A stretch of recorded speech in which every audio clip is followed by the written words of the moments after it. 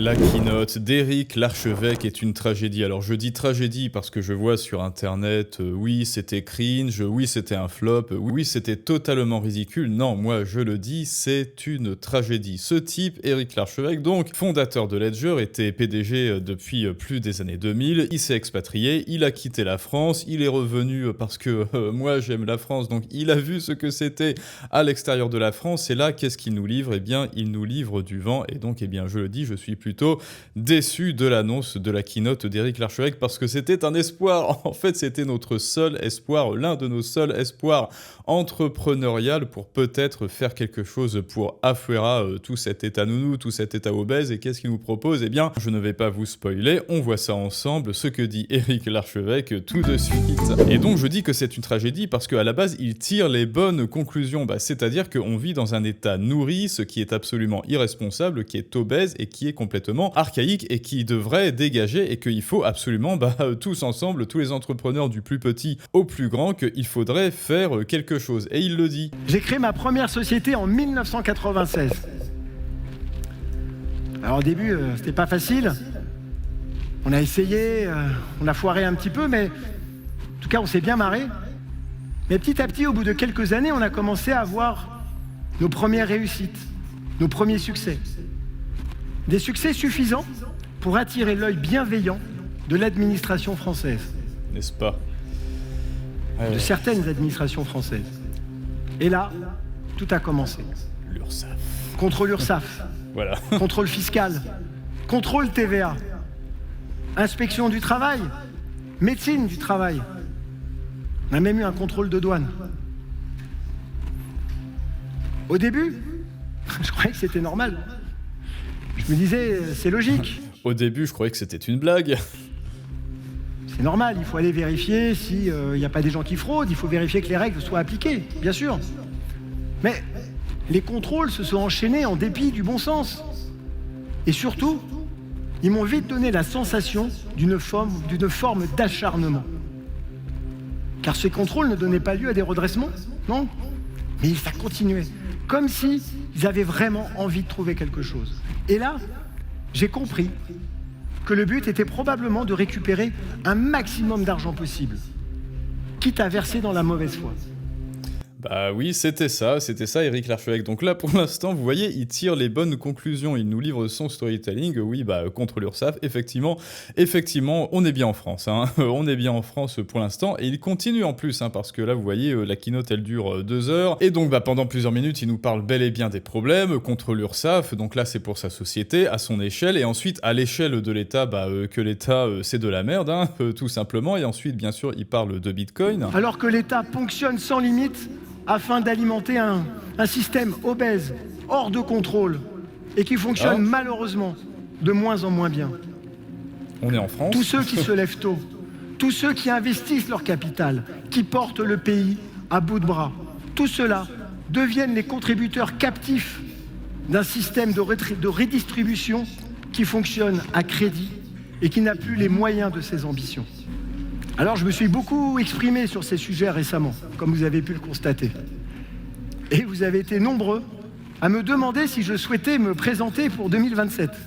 Et alors, non, ce ne sera pas le cas, hein, voilà, donc là, vous voyez, ça dure pendant 1 heure, état nounou, contre l'URSSAF, bande de connards, tout ça, donc tu te dis, c'est génial ça, c'est génial, donc du coup, il va faire quelque chose, et là, s'il ne va pas se présenter à la présidence, moi, personnellement, peut-être, c'est vrai qu'il voulait rajouter des taxes, de flat tax, ou je sais pas quoi, mais au moins, ça aurait été, Éric Larchevêque aurait été le moins pire, hein, avec LFI à droite, ou à gauche plutôt, et ensuite, à la droite, RN, je sais pas quoi, c'est aussi des énormes gauchistes. Si Éric Larchevêque se présentait, ça aurait été le moins pire, et donc on se serait dit ok, on vote pour lui. Pourquoi? Parce que la France au moins serait présidée par un entrepreneur, et donc il aurait géré l'entreprise France comme il gérait son entreprise. Bon, après j'ai vu il y avait des trucs pas clairs, mais passons, au moins c'est un chef d'entreprise qui aurait été à la tête de la France, ce qui aurait été en fait logique. Là on serait enfin entré, la France serait entrée dans l'ère de la logique, et du bon raisonnement, c'est-à-dire être dirigé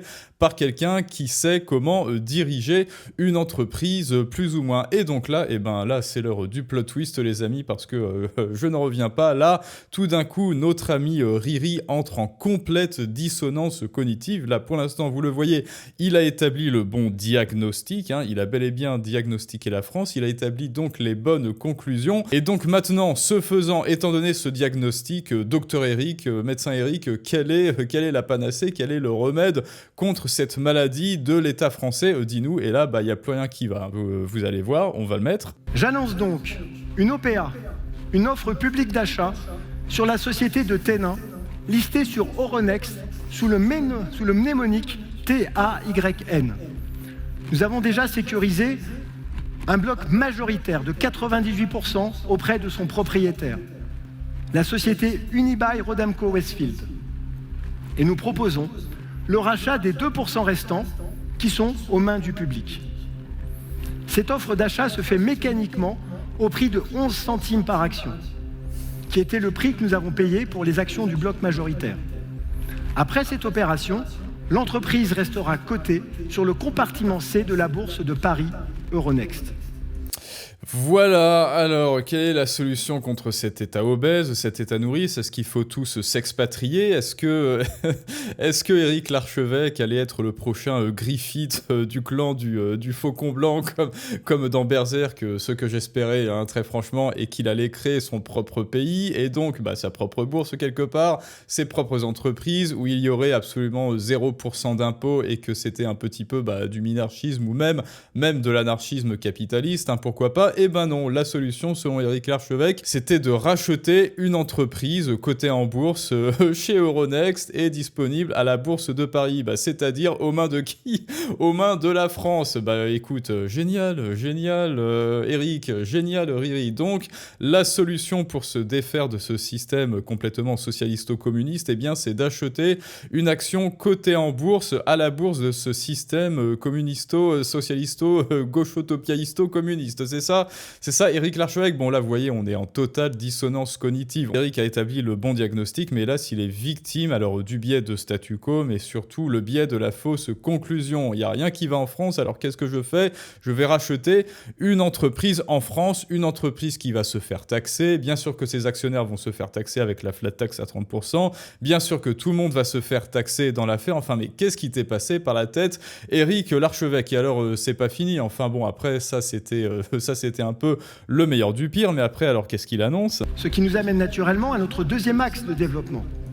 Donc là, il propose une trésorerie en Bitcoin qui sera taxée à 30%, même à 35% maintenant avec la flat tax. Work Society, superbe. La société en réseau.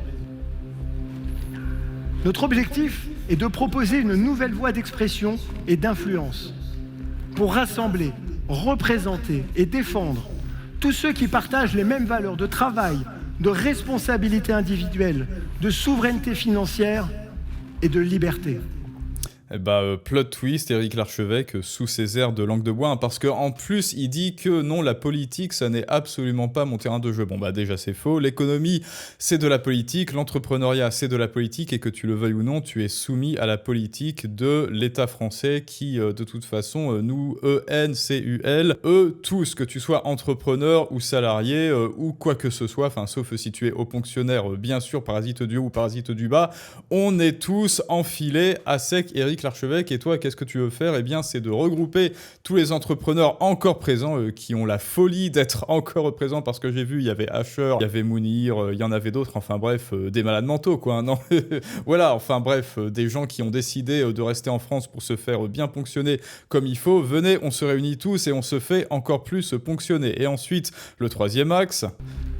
Dans les prochaines semaines, nous allons annoncer et lancer des actions concrètes à la hauteur de nos ambitions.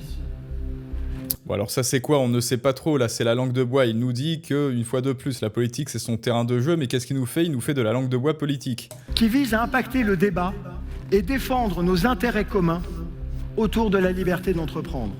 Et ben là, tu vois, Eric, tout ça c'est très bien, je suis absolument d'accord avec toi, mais du coup, pourquoi est-ce que tu t'es pas présenté à la présidence ou que tu as pas fondé un parti? Parce que tant que ce n'est pas le cas, eh bien, tu n'auras aucune prise sur le pouvoir mis en place. Pourquoi? Bah parce que le pouvoir ne t'appartiendra pas. Alors que si tu avais été, alors pas député, s'il te plaît, non, non, pas député, mais président, bah oui, pour moi, ça aurait fait sens. Alors certains ont trouvé ça ridicule. Non, moi, je trouve que cela aurait absolument fait sens. Et puisque tu ne veux pas te présenter à la présidence de France, eh bien, rejoins la troupe du Faucon Blanc ou rejoins la troupe de cet insigne. Voilà, je vous l'annonce. Je vais reprendre le flambeau de Griffith dans Berserk, parce que apparemment, il faut plus compter ni sur Griffith, ni sur Éric Larchevêque, pour ceux qui ont la référence. Eh bien voilà, mon but à moi, c'est de créer mon propre pays, mais sans la pierre du Bérite, attention, sans la pierre du Bérite. Alors écoutez, qui est avec moi? Et pourquoi pas dans ce pays, effectivement, comme le Salvador, pourquoi ne pas tout payer en Bitcoin? Après tout, moi j'ai infiniment plus confiance, je vous l'ai dit, j'ai infiniment plus confiance en Bitcoin que dans l'euro qui est un énorme Ponzi et un énorme shitcoin. Et aussi, alors l'or, pourquoi pas l'or, pourquoi pas faire un mix hors Bitcoin? Alors moi, je n'aime pas trop l'or pour ainsi dire, mais pourquoi pas un mix d'or Bitcoin? Pourquoi pas rétablir ça en termes de monnaie pour ce prochain pays de la troupe, c'est un signe. Cela nécessitera du temps. Bah oui, mais le temps, on n'en a pas. Le temps, on n'en a pas. Éric Larchevêque, là, on est en récession.